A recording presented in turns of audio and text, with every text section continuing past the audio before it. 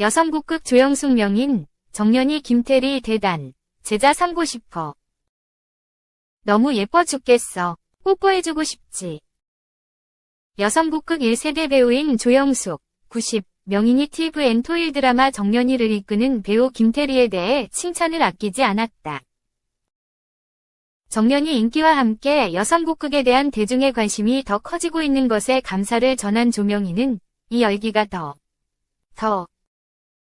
더 이어진다면 바랄 게 없다. 며 우리가 책임감을 갖고 더 좋은 작품으로 보답해야 한다. 노력할 테니 더 관심을 가져주셨으면 좋겠다. 고 밝혔다. 명인에게 세월은 훈장이고 역사 그 자체다. 1939년생으로 올해 9순을 맞은 73년간 국극의 길을 닦은 조명인도 그렇다. 지난 7일 서울 성북구 동선동에서 일간 스포츠를 만난 조명인은 하얗게 센 머리와 주름살 등 세월의 힘을 이기지 못한 굳은 흔적들에도 여성국극 얘기가 나오는 순간에는 또렷한 기억과 강건한 목소리로 여성국극의 역사를 전했다.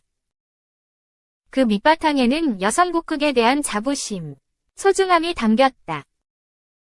최초로 여성국극 소재를 다룬 정연이에 대해 얘기할 때도 조명인의 눈은 어린아이처럼 빛났다.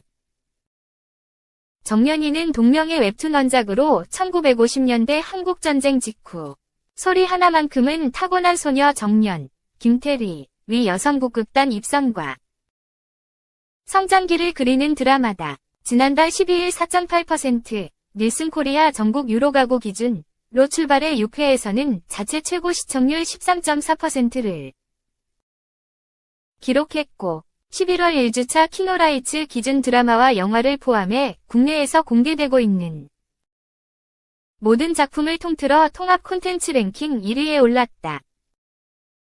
K 콘텐츠 온라인 경쟁력을 분석하는 굿데이터 코퍼레이션이 발표한 10월 5주차 TV OTT 드라마 화제성 조사에서는 4주 연속 1위를 차지했다.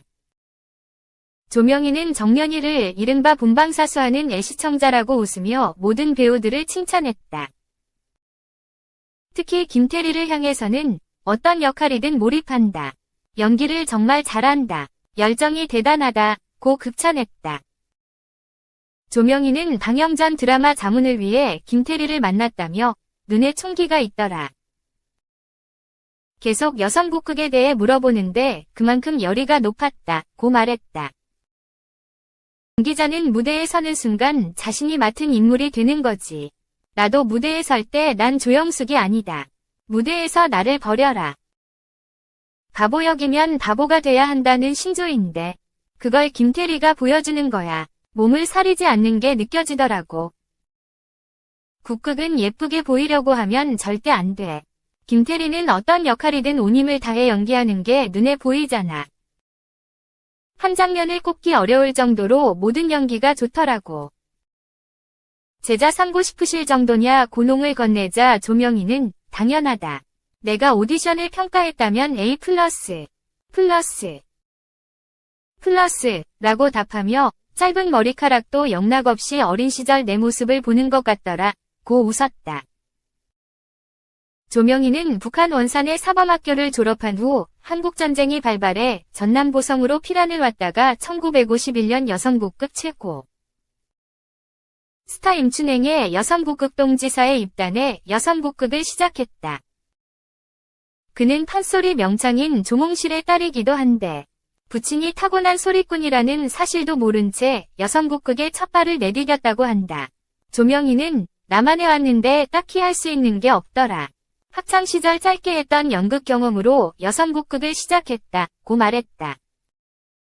조명희는 2012년 국가무형문화재 제79호로 지정된 발에 탈을 쓰고 노는 놀이, 예능 보유자이기도 한데 그 뿌리는 여성국극으로 70여 년간 온몸을 바쳤다. 정연이에 등장하는 것처럼 1950에서 60년대 여성국극의 인기가 대단했다고 전한 조명희는 무대에서 처음 맡은 역할이 군졸이라고 밝혔다. 다만 정연이에서 김태리가 군졸을 연기하며 뛰어난 소리 실력으로 폭발적인 존재감을 드러낸 것과 달리 실제 자신은 장군님 적군이 성문 밖에 이르렀다고 아뢰오. 피하시옵소서. 장군님 어서 피하셔야 하옵니다. 딱 두 마디를 했다고 웃었다. 그는 정연이는 드라마 특성상 실제 국극 무대보다 화려하다. 드라마에서는 역할을 위해 테스트도 하는데 우리는 실력에 따라 자연스럽게 역할을 맡았고 입단 후 처음 맡는 역할들이 군졸 같은 것이라며 여성 국극은 새롭게 작곡하는 작품을 선보이는데 정연이는 작품에 등장하는 곡들의 70%를 판소리에서 사용하는 곡들을 가져왔더라고 비교했다. 그러면서 판소리가 소리를 꺾는다면 여성 국극은 더 부드럽고 더 살갑고 더 슬프게 한다며 극중 김태리가 연기한 춘향전 방자 역에 살려줘 대사를 직접 선보이기도 했다. 지난 1999년 여성 국극 춘향연가 무대에서 방자를 연기하고 있는 조영숙 명인. 사진 제공은 한국전통무대예술협회. 조명희는 실제 1954년쯤 부산극장에서 방자 역할을 시작해 50여 년간 같은 역할로 무대에 섰다. 방자 연기는 조영숙을 따라갈 수 없다는 평가도 받았다. 조명희는 세월이 흐를수록 연기도, 노래도 조금씩 깊어지더라. 며 무거울 때는 더 무겁게, 가벼울 때는 더 가볍게 연기와 소리가 바뀌었다. 며 반백년간 자신이 만든 방자에 대한 애정을 드러냈다. 조명희는 여전히 무대에 오를 만큼 열정이 대단하다. 최근엔 국극 선화공주를 현대적으로 연출한 조도깨비 영숙의 무대에 섰다.